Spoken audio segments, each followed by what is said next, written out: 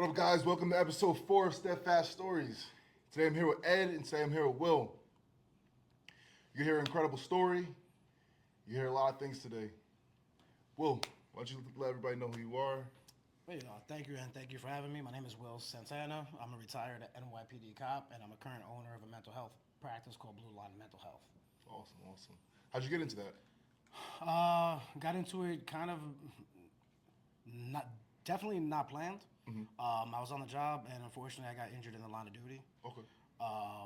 So when I got hurt, my mobilization, my movements, everything about me kind of paused. I went from go go go to stop. I was in a wheelchair for about a year. Wow. And then afterwards, the job just told me to leave because I couldn't do it no more. So I was retired on line of duty.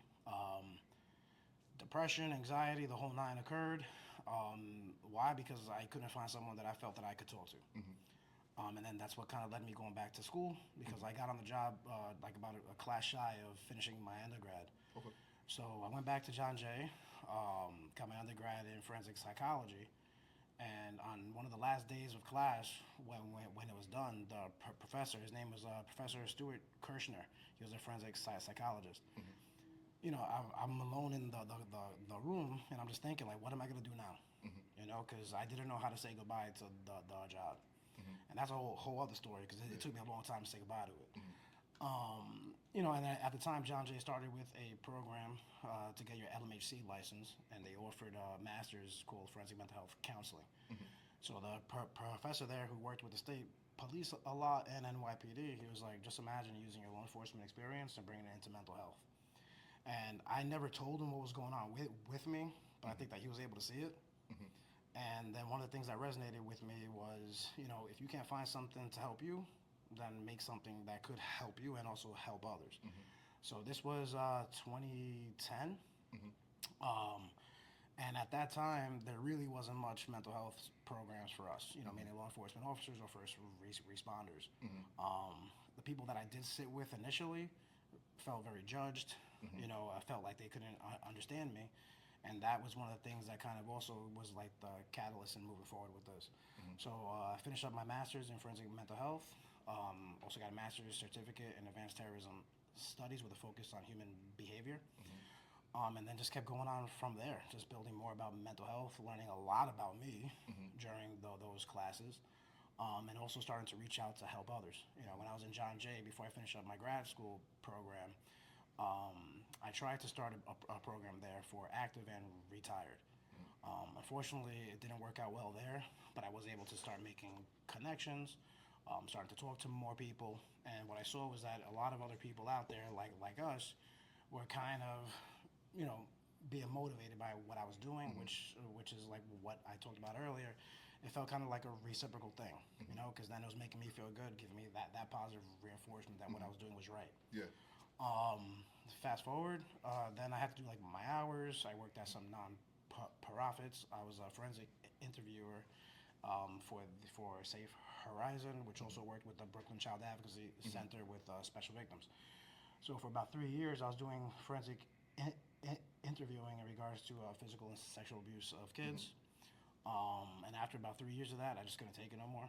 Being in all honesty. And then again, at which point I was like, something, let me start my own thing. I started a non-profit at first.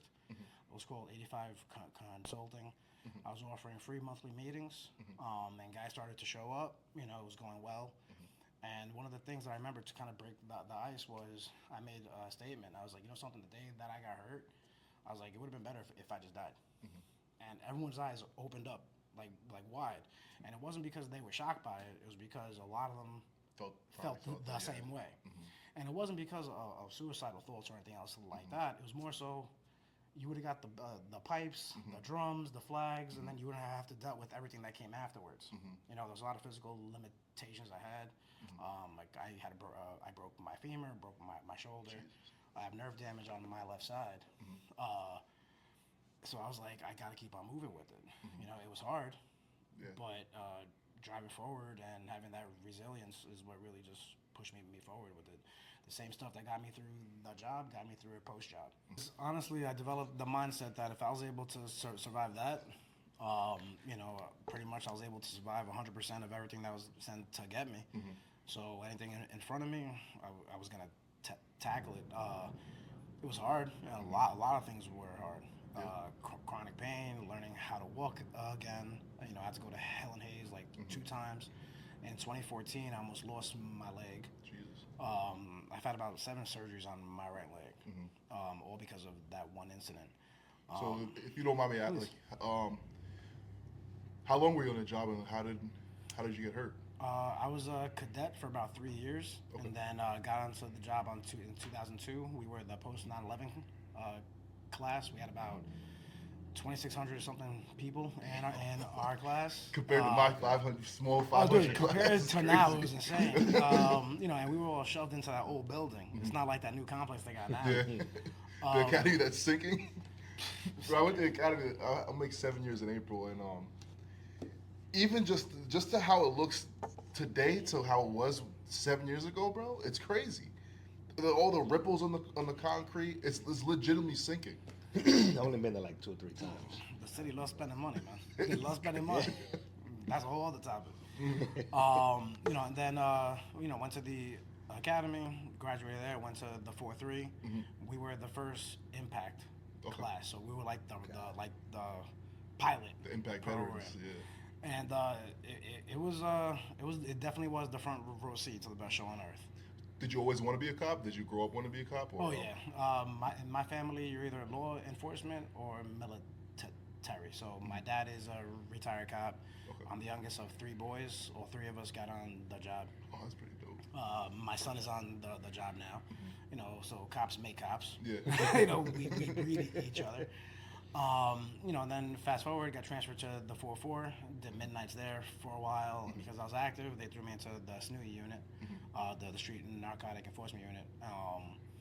And that was a journey, But, at that time back then, like, we actually saw the change that was happening. You saw things get cleaned up.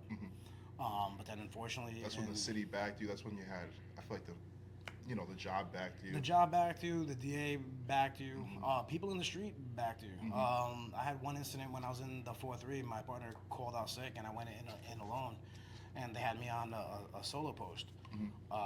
Got into it with 2 people, and the people from the block, the young kids, they came in. They helped me out. So that's how it was then. Like, you actually saw people respecting it, but it was also vice versa. Like, there was a lot more respect from us going towards them, because nobody was really going after, the small things. Unfortunately, though, when it comes to impact, since crime actually went down, and we still had to do the summonses and what have you, that's where things started getting a little bit shaky. Why? Because now you're looking for stuff. You're trying to get water out of a rock. And like any group, you keep bothering people and poking them, they're gonna get mad. So now people have a right to be upset because of the policing. Then impact turned into a whole thing, like party crashing units, going out there for milk crate summonses, the whole nine. And so people gonna get mad over that, man. Nah, I 100% get that, because I remember hearing some stories and like hearing about gravity knife stories and how people were getting stopped for having a knife clip on them. Yeah. And I'm from here. I'm from Nye. I'm from upstate. And the amount of times I would just wear a knife because I was actually using my knife for utility stuff, like whether it's cut boxes or just cut things and stuff like that. If I would have went down to the city with that knife, that same you knife, got caught. That's it. I'd have been You would've done. got it. Gravity knife. And it's CPW crazy. floor. Yeah. It's crazy. CPW. So I always look back at that. I'm like, yo, that's crazy. I could have been a whole, like, my life maybe would have not went in a totally different direction, but that could have been something that stopped me, or even made me look at police a little differently. Definitely. Absolutely, because you're going in there, and unfortunately the cops are being pushed to work. But when crime goes down, now it's you still got to work, but there's nothing happening. And now you have, let's not get into like Comstat and what have you, but they want numbers, they want activity, but if there's nothing there, you're gonna create chaos. And unfortunately that's where things kind of revert back to where we have the public against us. And we're gonna be our own worst enemies at that point. Why? Because what are we really doing? We're pushing people that should not be pushed. Okay, and like you said, there are plenty of people that innocently got just scooped up because of that. You know, so now what that does is it kind of causes the pendulum effect. Whereas, okay, you know something, we over policed, now let's under police. Why? Because now the public is mad. But now the public starts getting a little bit more antsy, and now we have the buckets of water getting thrown at cops. We, you know, which was, in my opinion, the beginning to a lot of this. You know, and now it's kind of hard to fight that old image. Yeah, it's You know, but there, you still have great cops out there. You have amazing guys out there. Like I said, you have families that create cops. You know, and we truly do want to make a difference. Like a lot of retired guys still want to get it, be active, and help out because they see things could change back to the positive. It's just that there's a lot of work to do, and there's a lot of programs that could be done and started within PD. But again, a lot of times, in my opinion, it kind of falls on a numbers game. yeah. I try to remind people, people who may not have the best outlook on cops, try to remind them that majority of us took this job because we do want to help people. Correct. We do want to change things, and we don't want to see people be victims. And you know, it's the whole sheepdog thing. Yeah, you know, and you have amazing, good people out there as far as like the civilian population. You have a lot of hardworking people, and unfortunately, you know, they're the ones who are ignored. You know, and let's face it, people who We say it all want the to time. do It's always the loudest ones. who's the last one, and people who want to do harm, who want to do violence, they're gonna do it. You know, if you have malintent, it's gonna happen. You know, and it takes away from the people that truly need help, that truly need service. You have a lot of people that, with the right guidance, could do great things. Like PD has the Explorers. You know, they have the cadet program, which he and I was part of. Those are all. Yeah, that's cool. I didn't even know that existed before I got on the job. No, it was an amazing thing. It gave people an opportunity to have the inside look to see how we really function. And it's especially at a young age, and then you can. I imagine you would go back and tell your friends like, "Yo, this is how the police department works. This is actually a good job. You get these benefits. You get a pension. You get help." They're paying you. You're going to college. You're like, dude, like, you're seeing the insides of it. You know, some guys got to go out on patrol also. So now you're like, man, this. And now you can see yourself doing Oh it. yeah, and you yeah, see, definitely, man, definitely. I think that's the reason why I respect city policing over like any other. I mean, I respect all policing, but I think city policing is the pinnacle or peak of policing because you're dealing with so many different people from different cultures and different backgrounds, and you can see yourself, whether whatever culture you are, whatever background you're in, Yeah. in that person's shoes. So seeing like NYPD on TV or just driving up and down the street when I was in the city, I can be like, yo, I can see myself being a cop. 100%.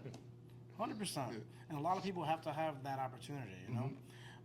But the opportunities need to exist. Some of them are there. But, you know, to be like a devil's advocate here, you have to want to do the work also. Yeah.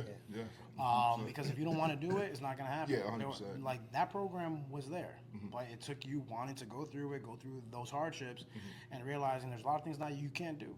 I was a cadet from 18, you know, like right out of high school. I went to Truman High School in WX, man, and it was funny because, you know, well, not funny, kind of sad, but even when I got out, like, I would see people that I went to school with on the other side of the cells in the bookings, and I'm like, damn. Yeah. You know, so then that makes me think like, wow, this kept me straight. Granted, I had a mom and dad who were very strict, but, you know, we can always make a negative action or choice. The cadet corps is what really also helped out because it's like, okay, I don't want to screw up. I don't want to screw up my family name. You know, this is like a legacy. You know, so it's like it makes you adhere to the rules, which is like the structure, the routine that a lot of people crave. They need it, but some just don't know how to start it. So, what's this like? How did you get hurt? What's the story with that? You don't have to share if you don't want to share it. Well, I won't share it in detail, but unfortunately, I went from the 5th floor to the 4th floor. I was wrestling with a perp high on PCP. My partner called the 85 prior to me going over the rail. Guy grabbed me by my jacket, and he was like, "Let's go, motherfucker," and just jumped over the rail with me. Went down. Everything was like kind of like a blur. I remember the building just like spinning. Yeah. I had bite marks on my arm. I was being bit. You know, but the best sound I heard was, you know, 10-13, officer down, and then within seconds, Everybody's there. there was, I think a helicopter flew in there. Like there was everybody and their mother showed up.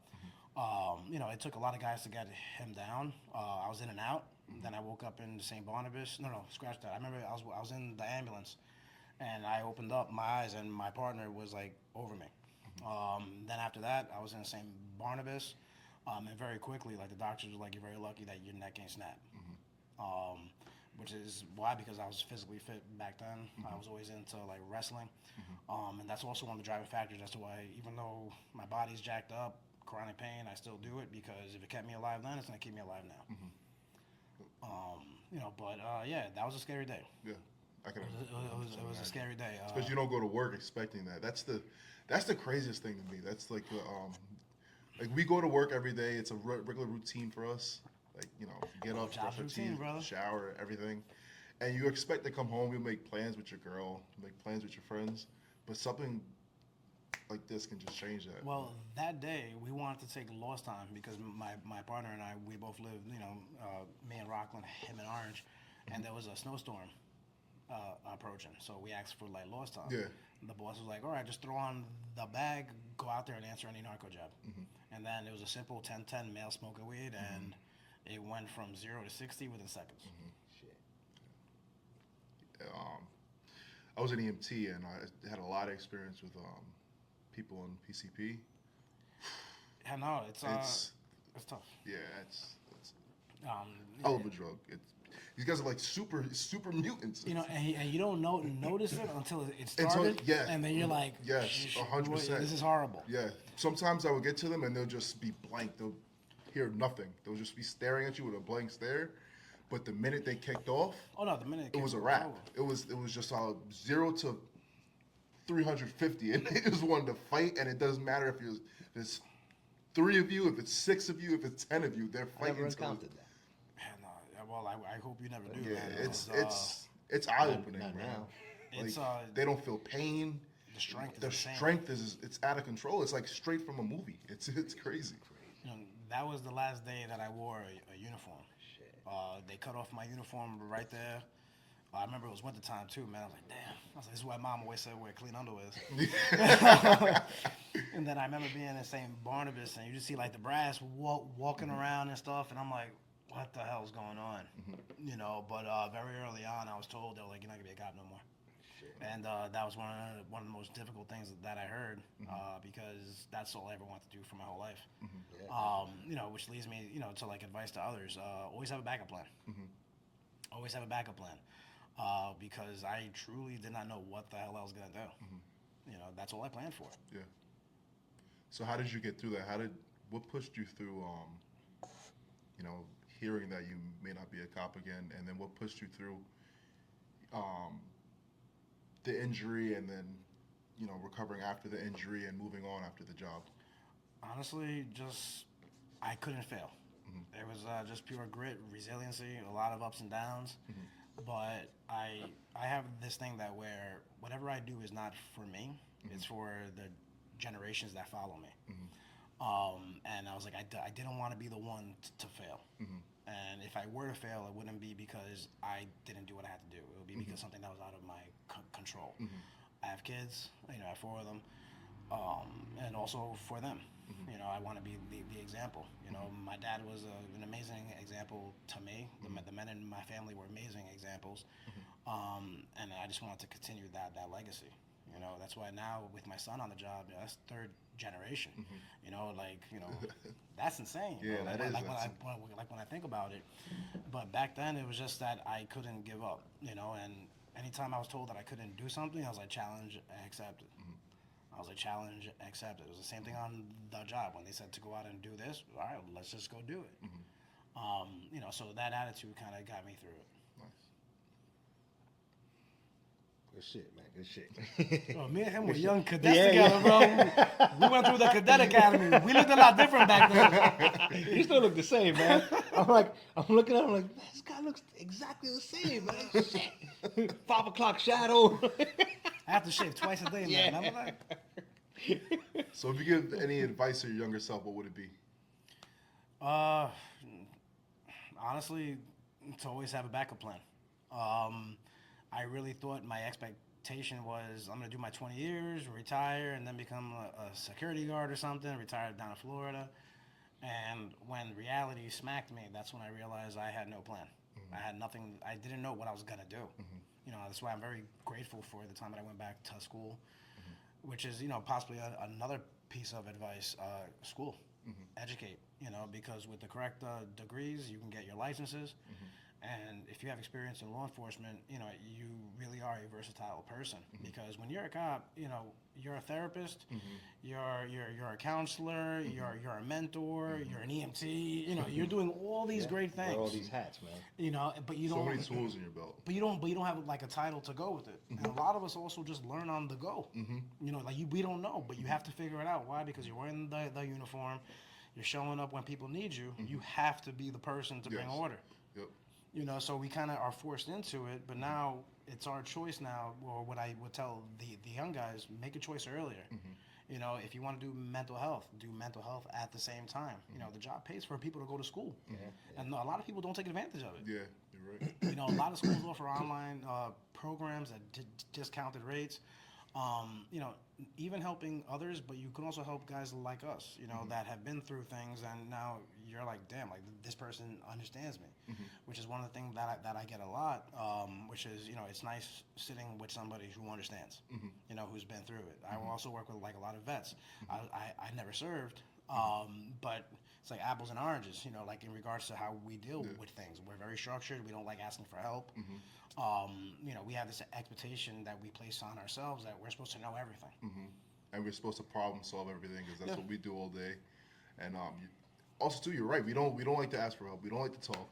We were talking about that on the last episode. As men, we get in our own way when it comes to stuff like that. We do. So, but the thing is, I'm sorry to cut you off. Like on this job, right? You're like, okay, I solved this problem. I solved that. I solved this. I solved that.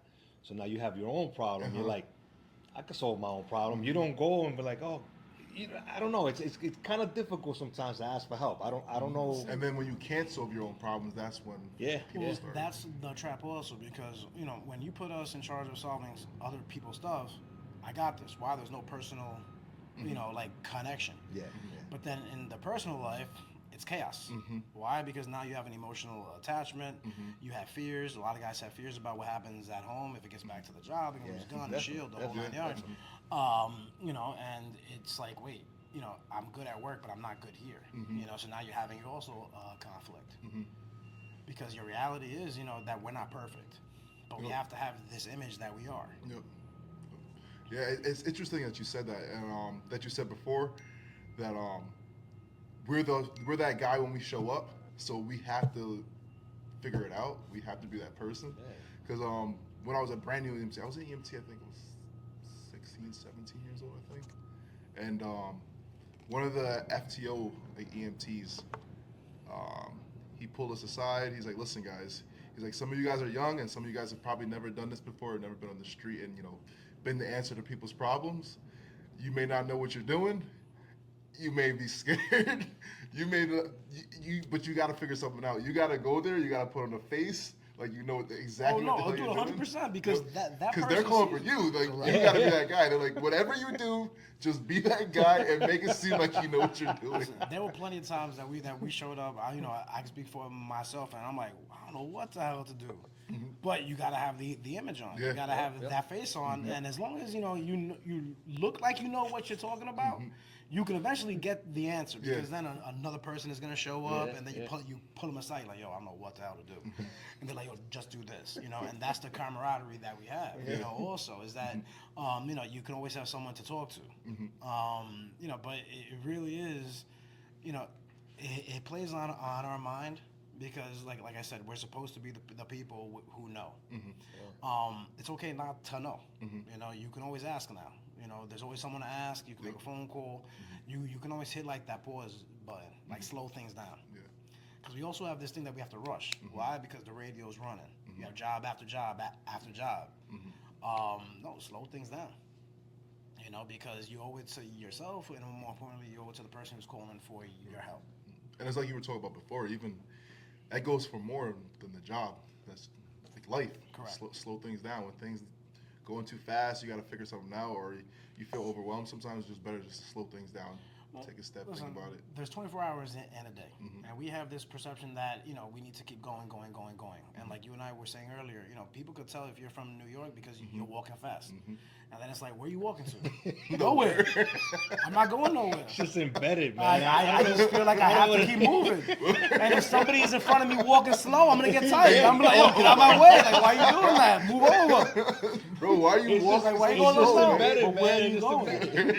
And You wake up, jump on the subway, you're like everybody's running to the office. You're like, where's everybody going? It's rush. But what are we rushing to? It's the perception that if we're not working quick, then we're not doing anything. As long as you're doing what you need to do, your wants are gonna follow. Word. Okay, but we have this thing that where we want to do this, we want to do this, we want to do that, and we're kind of adding more problems to our plate that wouldn't exist if we just focus on what is in the present moment.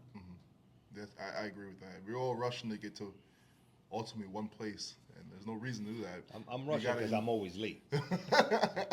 No, but like honestly, routine, structure, like a lot of guys on the job, you tell them to be here at a certain time, they're there. They get a court notification, they're there. They're on point. Why? Because of the routine and structure. But we fail to bring that routine and structure into our personal life. Why? Because now it's a sense of control. Like, I don't have to do that. But we need to do it. Without structure and routine, we're just kids, and with no guidance.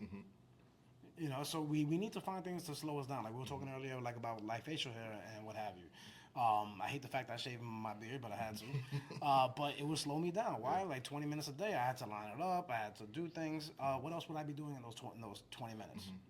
Some people would say, "Oh yeah, but you could be doing this. You could be doing that." I don't need to do it. So, I learned to slow things down once I was when I was in the Army, and I remember one day we were in the field, and one day I just look up, and it's the most beautiful sunset that I've ever seen in my life. You see the stars out and everything, the way the sun is like rippling in the sky, and I remember looking up, and at that moment I was like, wow, this is great. I'm like, I don't have a phone, I don't have shit, I just have my friends and this view. And ever since that moment, I always take a minute to just relax and just look at something beautiful, whether it's outside, whether it's inside, just make sure, because like you said, it slows me down. It makes me appreciate life. It makes me appreciate the things that I have, and reminds me that, like you said, there's no rush. We need to remember, the more that we appreciate, the more that we're grateful, things now have a meaning. They mean something to us. Why? Because we're in the present moment. I do a lot of volunteer work during the hurricanes in Puerto Rico. I was out there, and one of the guys who I was volunteering with, he told me his story as to how he would have to sleep on the trains at night and all these other things, and how the sunrise was one of the best moments for him, and how he didn't want to miss it. Why? Because it represented safety again. It's because he knew that for the next 12 hours he was going to be safe until he had to sleep in the subways again. He's doing amazing now, thank God. But that always stuck too, because it's like, what are we really doing?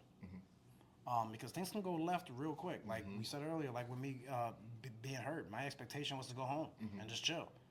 I didn't expect to get hurt. Yeah. And no job is routine. That's one advice that I can give to people. I know that that's preached to us, early on, but a lot of times we also get comfortable, a little complacent, and that's where that 10-10 job, an alarm sounding job or something could go right into a robbery, right into an assault, right into a shooting. We don't know. Yep. There's guns out there like crazy now. Like we didn't have this many guns when me and him started. It was like a big deal to get a gun collar. They got rid of that stop and frisk, so everybody's like, I'm not being searched. It was when they got rid of anti-crime, and that's when I got public safety. And bro, the amount of guns that it's like everybody had a gun. Everybody had a gun. And then I remember we ended up catching this one individual, and he told us, he was like, listen, man, we got to carry guns now because you guys ain't out here doing this. He's like, so we got to protect ourselves. And I'm like, wow, this is... Dude, it's scary out there. And like I said, you have a lot of amazing people out there. But you also have a lot of people who just want to do bad shit. Yeah. So what's the hardest lesson you learned on your journey? The hardest lesson is that nothing goes as expected. That, like I said a few minutes ago, things can go dark really quick. and sometimes you just gotta rely on yourself. And I think that's kind of worrisome also at times. 'Cause a lot of times we feel like we can only rely on ourselves, and I think that's what also prevents us from asking for help. But going through that, being uncomfortable, going through the hardest part is what brings you out on the other side. Because you realize that you're the only person that's going to pull you out of it. Yep. Yeah, you have to have the mental strength and mental fortitude for it. And that's part of the reason why I wanted to bring Steadfast Society to everybody, because I want people to show their story and tell their stories and tell them how they had to be there for themselves and pull through adversity. And I was hoping that people hearing other people do that and hearing their stories will help them and inspire them to step up for themselves and pull themselves out of hard times and adversity. Because it's easy to watch these motivational videos online of these celebrities and these athletes tell their story and hear about it, but you can't really identify with them. At least for me, I can't really identify with these people. But when I can see regular people every day that get up for work every day like us, that have everyday problems like us, and hear their story and relate to something like that and see them get through it, then I'm like, I can get through it. I can. And that's what one person's worst moment could be an educational moment for them and for everybody else around them.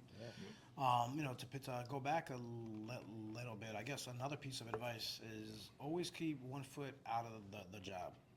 Maintain friends who aren't on it, because one thing I learned, especially after I got hurt, I was retired. It was out of sight, out of mind. Yeah. All the hanging out, the camaraderie.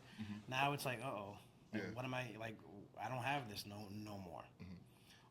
And that's tough for a lot of guys. Yeah. You have guys who do 25 years, 30 years plus, because why? They don't have the connection to anything outside of the job. And unfortunately, the rate of death, after retirement is pretty high. Why? Because you go from go to now sudden stop. Slow, yeah. You go from being in the front row seat to being behind the lines to now you're just a regular Joe again.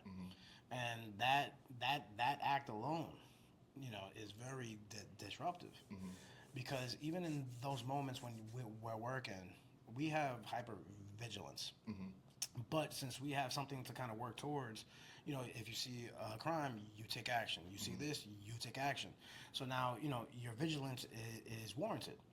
But now when you're out of it, you don't turn that off. You're watching hands, you're watching pockets, you're paying attention to conversations, especially if you did like plain clothes work and stuff like that. But you can't do nothing now. You can't. And that causes a lot of stress with a lot of people. But I also tell people you can still use those talents in other areas. Like you did with. Correct. Yeah. You bring it into other areas where you can see, something, I may not be able to be a cop no more, but I can still take all that education and experience and put it into something else. You have a lot of guys now working in high schools and schools doing like guard work. That's needed. Yeah.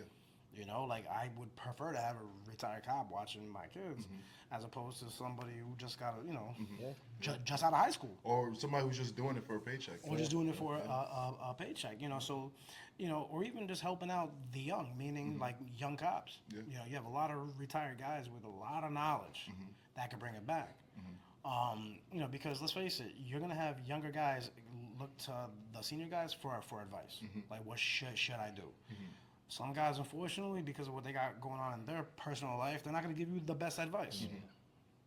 But it's up to us to keep helping us. To keep helping out each other. Definitely. I also think, like guys, like you were saying, do 25, 30 years on, because they have nothing else. I also think that you should look into like exploring hobbies and stuff like that. Like you got to do more than just this job.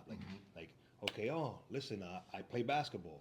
Play basketball with non-cops, non-first responders. I run. Let me do this 5K. Let me do this. Always keep your mind busy, because that way when you retire, you're just picking up a little piece, but you have everything else around you. And some people forget that. Some people forget that there were people before cops, or they were who they were before they were a cop. You don't want to make that whole, you being a cop, your whole personality. Yeah, and some things are gonna stick, man. Like I still get it a lot. Like, Oh, definitely, definitely, yeah. Are you a cop? Yeah. I go, why? The way you're standing. Like sometimes I find myself at parade rest just watching. And I'm like, what am I doing? I'm like, it's instinct. You know, it's been years. Like I've been a therapist longer than I was a cop. But those trainings and stuff like that stuck to me. They stick to me. You know, we can't turn it all off, but that's not a bad thing. No, it's not. It's not. It's not a bad thing. Because sometimes it helps. Like I got into poker like probably a year and a half ago, and the amount that the work I do helps me on the poker table with just reading people, it's crazy, bro. You guys should 100% try to learn the game if you guys don't play, but it's like you said, sometimes you just can't turn it off. So before we wrap this up, why don't you shout out your page, shout out your organizations, some of the groups that you do. Well, like I said, I own a mental health practice. It's called Blue Line Mental Health Counseling PC. Doing everything online now. I'm licensed in New York and in Florida. I'm sorry, what else you said to sign up? I just drew a blank. It's all good. So whatever you want to shout out, whether it's like my page, what have you. On Instagram, you can find me at @HeyPops _ what you think. The reason that name even came about was because my 16-year-old is always going, yo, hey Pops, hey Pop. And then his friends kind of like picked it up, so I became Pops, and I'm answering all these questions. So one day I'm like, you know something, let me just do that, hey Pops. You know, but I also am affiliated with a few other programs that provide a lot of nonprofit services. One of them is Reps for Responders. They do amazing things. They have a group every Sunday at 7 p.m. You just got to reach out to them. They verify that you're either, retired, active, but that's the only way to be in there. Military as well. Respond to talk, right? Yeah, respond to talk. It's they really do a good job vetting. If you want to be on screen with your face not shown, no name, perfectly fine. They just want people to know that there's services out there. Nice. But mental health is something that, like I said earlier, helping others helps me. Because it gives me that positive reinforcement that, you're doing something right. It's incredible how like some of the things you said, like with you you getting help for yourself and you helping people helped you. Yeah. And you're right, it's therapeutic. In service to others, we help ourselves. Definitely. Why? Because now you realize that other people need it. Yeah. But they just don't know how to start it or how to get into it. And then, getting like those messages, I get emails, I get messages sent to me. It's like, yo, thank you. Yep. It's like, wow. If one person benefits from all of this, then our job is done. Yeah, definitely, man. Definitely. Well, Will, it was a pleasure having you on the show, man. Thank you very We hope much. to see you soon. See you again. I'll see you. The story's great. I think a lot of people will get a lot out of this. Hope you guys, reach out to Will. Get into some of his groups if you guys need help. If you guys need to talk. Ed's also here for that. We're here for that. Yep. And if I could add, because I know a lot of city cops, the insurance that they have, unfortunately, I don't take. GHI ain't that good sometimes, but I do offer extremely discounted rates and a super bill where they can get that reimbursed. Okay. And if not, you could definitely guide them into areas where they can get services for free, even, because we all need help. Yes. In some way, shape, or form. We all need help. It doesn't have to be something drastic either. Like a lot of guys wait until it's too much. It's the simple things. You got a baby on the way. You got bills building up. Certain things, man. Just reach out and talk. Because sometimes just getting it out, it takes away that big fear of it. It's no longer like a big monster no more. We process. Alleviate some of that stress and some of that pressure. I always say it, man. Like, there's not one person that you can think of that doesn't have some type of problem. You could be the richest guy on earth. You got problems. There's something bothering you. You know what I'm saying? And when you speak to someone else, it could just be a friend.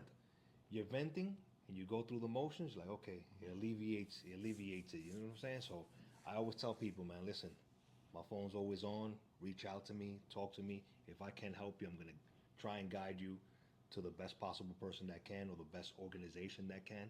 But you have to talk about it before it builds up and you blow up. Yeah, because that emotional dysregulation, it leads to like that explosive point. And then what usually happens afterwards is people are like, damn, it wasn't that bad. Why did I do that? Yes. So instead of waiting for that, process it, get it out in a safe place, where people that that you feel like comfortable with. And a lot of times you're like, it isn't that bad. But when you're having that conversation internally by yourself, you're asking things and answering things at the same time. And you're making it a lot worse than what you're it making is. it a lot worse. And you're building things in your head. And another thing is, it fucks with your health, bro. Yeah. Like, you're thinking about this shit, your heart's fucking beating, like, and the Cortisol, fucking stress, man. yo, Can't stress sleep will fucking kill you, man. Yeah, literally stress kills. It forces, that chain of reaction of negative events. Yeah, As opposed to definitely. like tackling something that's uncomfortable at first. And we can definitely get into this the next time. We develop negative coping. And the negative coping in the moment brings that instant relief to instant satisfaction. But then the spider webs into horrible things going on. Because now we got other issues happening. Now people are drinking excessively. And also, people are right, you're having a problem, and then you're going through your week, you have a bad day. And now you're like, oh, this happened because of this. So all the negative stuff, everything I think, comes like, if you talk compounds. about it, then you're relieved, you have a bad day. Just a bad day. You know what I'm saying? Like, I think it, like, builds up. Listen, put it behind you and move on to the No, next. definitely. one thing I think if you've been through the worst, you already realize that if it ain't gonna kill you or put you in jail, like what's gonna happen? Yeah. Like what are you gonna do to me? But unfortunately, if we don't talk about it and speak about things, then we're gonna answer. No, damn, but this could happen, but that could happen, but this could happen, but that could happen, and then we have that emotional dysregulation. And if we have poor impulse control, that's a bad thing. And unfortunately, we have a lot of cops who commit suicide. Why? Because of our impulse. We don't know how to ask for help, how to get it out. And unfortunately, it gets to the point that where we feel that doing something like drastic is going to bring about relief.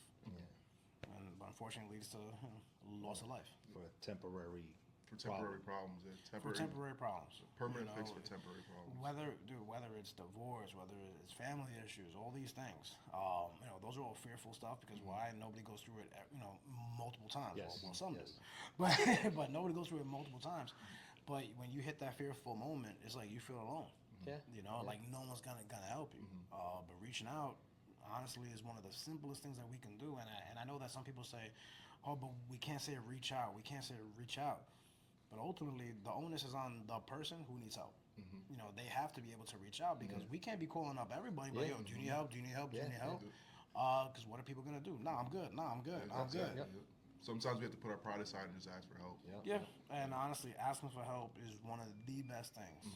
I know for There's me, nothing soft about it. I used to think it would be so soft to ask. Yo, ask for help for everything now, man. I don't care. I'm Yeah, like, when I go to the store, I used to walk around the store, don't know where things are, just walk around. Now I don't care. I'll go straight to the associate. I'm like, yo, bro, can you tell me where this, man? Can you tell me where this is? Because you don't want to bother nobody. I don't exactly. But it's not bothering nobody. People are there for that reason. Therapists are there for that reason. Using your example, clerks are there for that reason. So make them earn their money. Ask them for help. Like, yo, I need this, I need that. How many people get an order wrong and they're like, damn, I don't want to tell them that it's wrong, bro. I don't want to be that issue. Be the issue. It's not even. It's not even an issue. You're paying for it, but we create that dialogue within our head. I don't want this person to spit in my food. I don't want to do this. Meanwhile, they're not even thinking about Not even thinking about that. They're like, I don't care. We're not that important to them. Meanwhile, there's like a Karen who does that fucking 20 times a day, 20 times a week. Man. But listen, speaking up for ourselves, it's not arrogance. It's not a sign of weakness. It's being assertive. And if we're able to help others, if we're able to sacrifice our lives for others, we should be able to do that same for us. And it's like you said, we have to care about us as much as we care about other people too. Correct. Nobody's gonna take care of us as much as we're gonna take care of us. You should always take care of yourself before you try and take care of others. Listen, to put my therapist hat on, it's kind of like when we're on a plane. You gotta put your mask on first. Put the mask on the kid. Why? Because if we pass out first, now the kid is gonna have a mask on, looking at us, and they're gonna be on their own. Whereas if we put ours on, they may pass out for a minute, but you put the mask back on them, and then they're good to go. It's just that we have this thought that we cannot take care of ourselves because it's selfish. It's not being selfish, because if we're not the best for ourselves, we're not gonna be the best for the ones that we love and for others. True. Thanks for tuning in to episode 4 of Steadfast Stories. If you guys want to tell your story and be in the next episode, DM us at Steadfast Society HQ on Instagram, or you can email us at steadfastsociety.hq@gmail.com. If you guys need to talk or anything, you can reach me at Eddie with the Leases on Instagram. If you guys like the merch, check it out at steadfastsociety.hq.com.